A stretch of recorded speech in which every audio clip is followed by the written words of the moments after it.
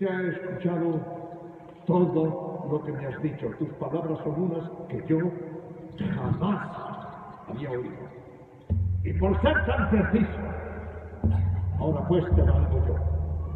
Que vayas con la señora y le des esta razón, diciéndole de mi parte que buenas señas del Dios que dijo, por algunas dudas, que me envíe unas señas ciertas.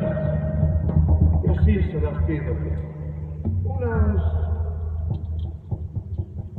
rosas que estén frescas y que tengan buen olor y que sean rojas como la sangre de Jesús nuestro Señor, para que yo crea lo que me dice y para ya no estar dudando que si me manda las rosas se le hará el templo que mandó. Y ahora te advierto otra cosa, te la ordeno y mando yo, que sin rosas no me traes.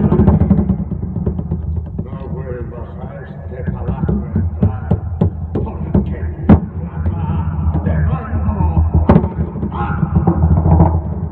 Y así se lo dices tú, que esta es mi resolución.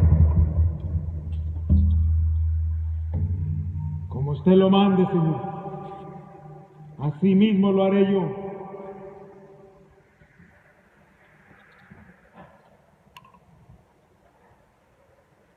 ¿Qué será lo que éste ha visto o lo que habrá mirado ante que yo? ¡Criada! ¡Criada!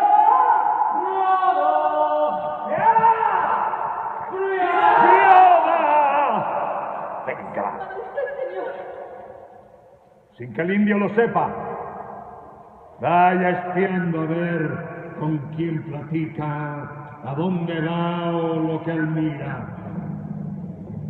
Y muy pronto regresa y avísamelo.